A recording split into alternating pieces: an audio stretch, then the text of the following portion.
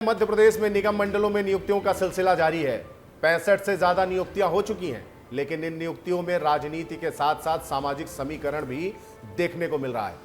उज्जैन और ग्वालियर चंबल के नेताओं को ज्यादा तवज्जो मिली है, तो वहीं भोपाल और इंदौर में प्राधिकरण को लेकर अभी भी सियासी पेच फंसा हुआ है।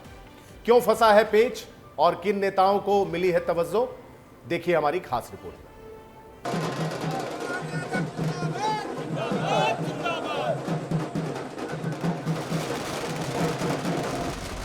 ये जश्न की तस्वीरें बीजेपी दफ्तर के बाहर की हैं, जहां निगम मंडलों की लंबित नियुक्तियां हुई, पदभार ग्रहण हुआ और अभी भी मध्य प्रदेश में निगम मंडल की नियुक्तियों का सिलसिला जारी है। निगम मंडल और प्राधिकरणों में हाल ही में की गई नियुक्तियों में क्षेत्रीय और राजनीतिक संतुलन साफ नजर आया है। अब तक 65 से ज्यादा नियुक्तियां हो चुकी हैं, जिनमें 10 प्राधिकरण, 8 निगम, 5 आयोग, 4 बोर्ड, 3 समितियां और अन्य संस्थान शामिल हैं। इन नियुक्तियों में उज्जैन और ग्वालियर चंबल का दबदबा सबसे ज्यादा देखने को मिला है। इन दोनों जगह में हुई नियुक्तियों में उज्जैन में सीएम डॉक्टर मोहन यादव तो चंबल क्षेत्र में विधानसभा अध्यक्ष नरेंद्र सिंह तोमर का दबदबा देखने को मिला है। मालवा में अध्यक्ष और सदस्यों को मिलाकर 20 नियुक्तियां की गई हैं, जिसमें अध्यक्षों की संख्या कम है। राजनीति में क्षेत्रीय और जातीय संतुलन ये बिठाना बहुत जरूरी होता है।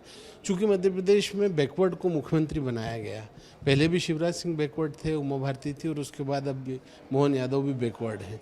और चूंकि मोहन यादव मालवा से हैं, मध्य भारत से हैं, तो इसलिए जो है वो ग्वालियर को एक बैलेंस करने के हिसाब से, क्योंकि यहाँ पे मुख्यमंत्री बन गए, वहाँ पे सिंधिया पहले दावेदार थे मुख्यमंत्री के, नरेंद्र सिंह तोमर थे, तो वहाँ से नियुक्तियाँ ज़्यादा हुई। अब तक की नियुक्तियों में ग्वालियर चंबल क्षेत्र से 18, मालवा से 20, बुंदेलखंड से 4, महाकौशल और विंध्य से 5-5 नियुक्तियां की गई हैं। इनमें उज्जैन 9 पदों के साथ सबसे आगे है, जिससे मालवा क्षेत्र का प्रभाव मजबूत दिख रहा है। नियुक्तियों में सामाजिक संतुलन बनाए रखने की भी कोशिश हुई है। 16 पदों पर स्वर्ण नेताओं को अध्यक्ष बनाया गया है, जबकि 5 SC/ST वर्ग को मिले हैं। ओबीसी और एसटी वर्ग की एक महिला को भी अध्यक्ष पद दिया गया है। साथ ही 4 यादव नेताओं को भी अध्यक्ष बनाया गया है। हालांकि बीजेपी में अभी भी इंदौर और भोपाल में तालमेल की कमी से नियुक्तियां अटकी हुई हैं। इंदौर विकास प्राधिकरण और भोपाल विकास प्राधिकरण में नामों को लेकर सहमति नहीं बन पाई है। वहीं 16 नगर निगमों में एल्डरमैन के नाम भी पिछले 1 महीने से अटके हुए हैं। देखिए, हमारी जो नियुक्तियां हैं वो लगातार चल रही हैं, माननीय प्रदेश अध्यक्ष जी और मुख्यमंत्री जी के सहमति के उपरांत। तो हर जगह जहां जो योग्य कार्यकर्ता होते हैं, हर कार्यकर्ता के लिए कार्य और हर काम के लिए कार्यकर्ता हमारे यहाँ हैं। हर क्षेत्र से, हर वर्ग से, हर व्यक्ति को अवसर दिया जाता है और आगे जो नियुक्तियां हैं उसमें भी हमें समुचित सब जगह से देखने को मिलेंगी। हालांकि इस पर सियासत तेज हो गई है और कांग्रेस इसे गुटबाजी बता रही है। भारतीय जनता पार्टी में गुटबाजी का परिणाम है ये जो नियुक्तियां हो रही हैं। भारतीय जनता पार्टी में एक नाराज गुट है, नाराज भाजपा, शिवराज भाजपा, मोहन यादव की एक नई भाजपा, BD शर्मा की एक अलग भाजपा, हेमंत खंडेलवाल की एक अलग भाजपा, इसलिए ये नियुक्तियों में बंदरबाट हो रहा है। सियासी बयानबाजी से परे राहत बस इस बात की है कि आखिरकार 2 सालों के बाद ही सही निगम मंडल में नियुक्तियां हो रही हैं। ब्यूरो रिपोर्ट, विस्तार न्यूज।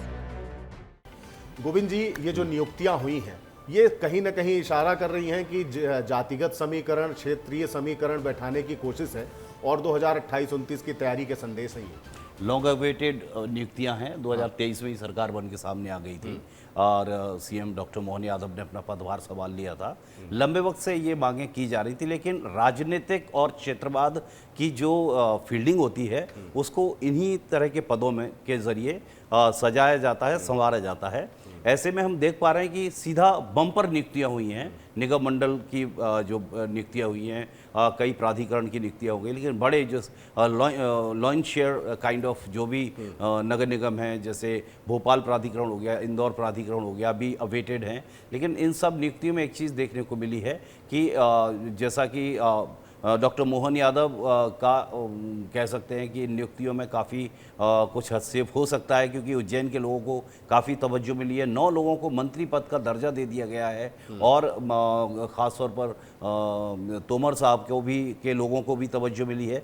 लेकिन सिंधिया के जितने लोग छोड़कर आए थे उनके साथ में, उनमें से कुछ लोगों को शायद थोड़ी सी अंदर से नाराज़गी हो सकती है, तो ऐसा कुछ थोड़ा सा नज़र आता है। लेकिन एक बात साफ है कि नगर मंडल की नियुक्तियों के बाद बीजेपी ने क्षेत्रवाद और राजनीतिक तौर पर अपनी ज़मीन को सुदृढ़ करने की कोशिश ज़रूर की है। नहीं, लेकिन जिस तरीके से ये नियुक्तियां हुई हैं, ऐसे अनुमान लगाए जा रहे थे कि जो नेता नाराज चल रहे हैं, जिन नेताओं को मंत्रिमंडल में जगह नहीं मिली, कुछ ऐसे हैं जो हाशिए पर चले गए, उन्हें मुख्य धारा में लाने का काम होगा।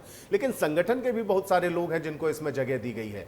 तो ये किस तरीके का समन्वय बनाने की कोशिश की है, सवर्ण वर्ग को साधने की पूरी इसमें कयावत दिख रही है? देखिए, संगठन की किसी भी पार्टी की अगर बात करें, पार्टी संगठन के बिना अस्तित्व में आए तो ये उसके लिए खतरा बरकरार रहता है हमेशा।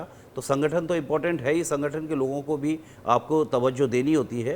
लेकिन हम इसमें देख पा रहे हैं कि अगर बात करें अल्पसंख्यक वर्ग की, क्योंकि देखिए हर पार्टी की अपनी प्रायोरिटी है कि उन्हें किस तरह से अपनी फील्डिंग जमानी है।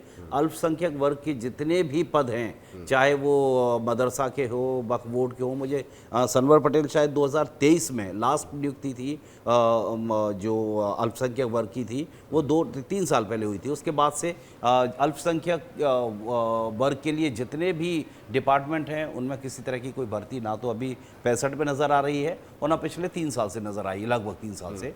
तो कुल मिलाकर राजनीतिक उठापटक या सवाल करना या सवाल उठाना या विपक्ष के अपने सवालों के साथ इन सब नियुक्तियों को लेकर सामने आना, ये सब तो राजनीतिक परिदृश्य में नज़र आता ही है। लेकिन कुल मिलाकर मैंने कहा कि हर सरकार की, हर पार्टी की अपनी प्रायोरिटी होती है फील्डिंग जमाने की। तो उन्होंने अपने क्षेत्रवाद और राजनीतिक तौर पर परिपक्व करने के लिए जो नियुक्तियां करना शुरू की हैं, वो अब शुरुआत नहीं रही, बल्कि एक कह सकते हैं कि परिणति की ओर है।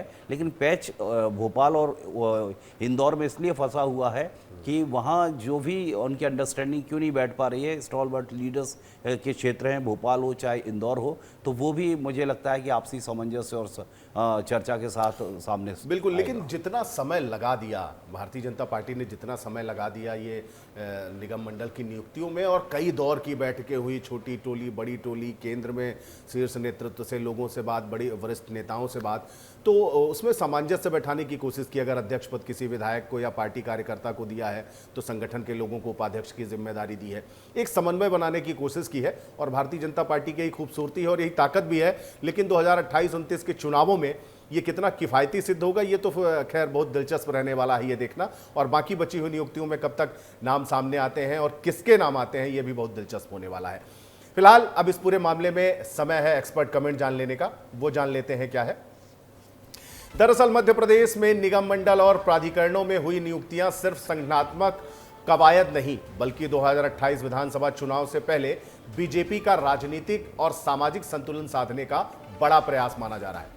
इसे बीजेपी के अंदर क्षेत्रीय शक्ति संतुलन और केंद्रीय नेतृत्व की रणनीति से जोड़कर देखा जा रहा है।